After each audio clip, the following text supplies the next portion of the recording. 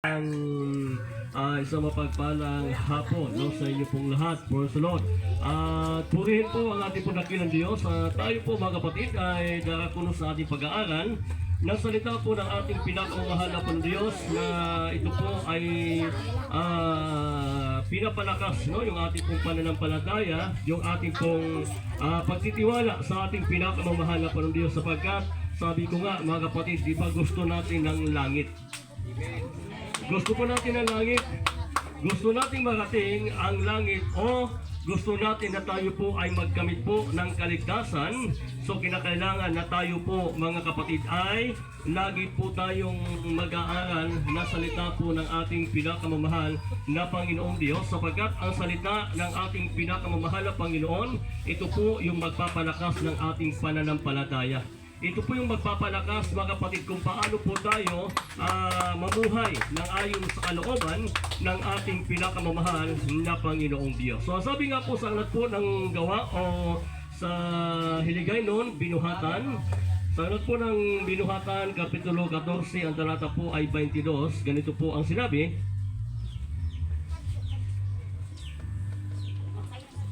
Sa aklat ng Binuhatan, Kapitulo 14, 22, ang hambal sa Biblia mo niyo. Ginapabakod nila ang mga tumuloo, kag ginapaisog sila sa pagpadayon, sa pagtuo, sa ila pagtudlo.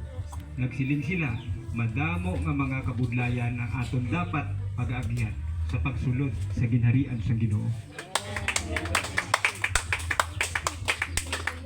Purihin po ang ating dakilang Diyos. God bless you po kapatid sa pagkabasa po ng salita po ng ating pinakamamahal na Panginoon. So ang sabi po ng banal na kasulatan mga kapatid, na tinutuhuan yung mga tumuloo, mga nagatuo sa atong pinakamamahal na Panginoon Diyos.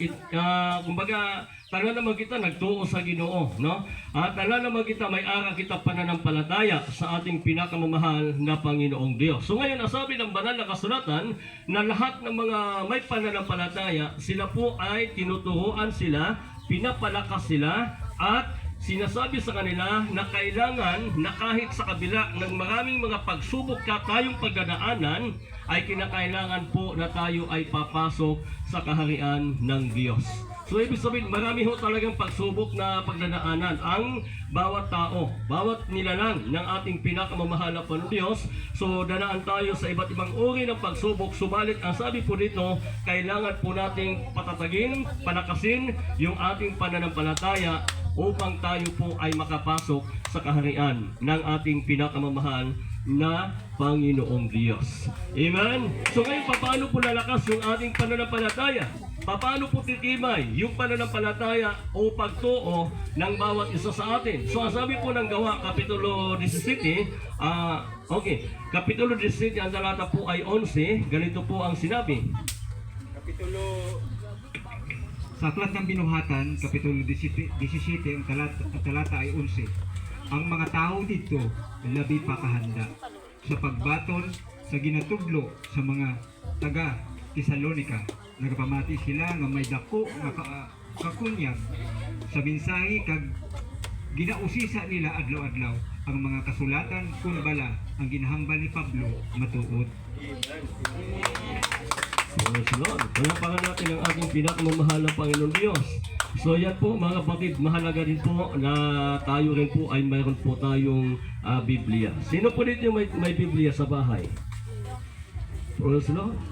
Salamat doon sa may mga Bible, kung saan mga minamahal mga kapatid, na sabi po ng banal na kasulatan, kay may nagwali sa pulong sa Ginoo, kag ang ginwali ila inigin tunan, ginbasa nila, kumbaga ginasubaybayan nila kung matuod ang ginwali, kung matuod ang ginbasa, kung ara bagit sa Biblia, kay may ara man mga minamahal ko mga kapatid, na kumbaga ginausisa gin nila kung matuod man ang ginatudlo sa ila o ginatudlo sa aton. Kaya ginsiling dira o sinabi po diyan, mga minamahal ko mga kapatid, na ngayon na lalong naging marangal ang mga ito kaysa mga taga Tesalonika, sapagkat tinanggap nila ang salita ng buong pagsisikap. Ibig sabihin, hindi lang po mga kapatid pinakinggan yung salita ng mahal na Diyos, kundi ang sabi po ng banal na kasulatan, tinanggap nila ng buong pagsisikap.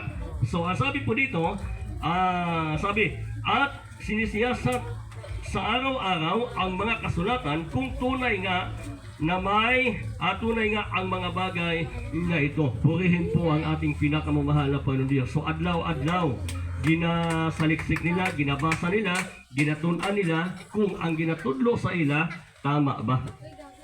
Amen? So pag tama ang ginatudlo, mga minamahal ko mga kapatid, so kinakailangan lalago din yung ating pananampalataya. Okay, pakiulit nga kapatid. So, binuhatan 17, talata 11, ang mga tao dito labi pa kahanda sa pagbaton sa ginatudlo sang mga taga Thessalonica. Nagapamati sila nga may dako nga kakunyag sa mensahe kag ginausisa nila adlaw-adlaw nga ang mga kasulatan kun bala ang ginahambal ni Pablo matuod kung hindi. Okay.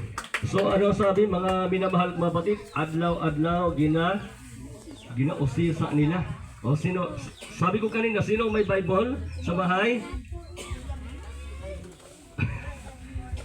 Saan po tayo sa prosunod? Okay. So, ang sabi po dyan, mga kapatid, adlaw-adlaw, ginabasa nila.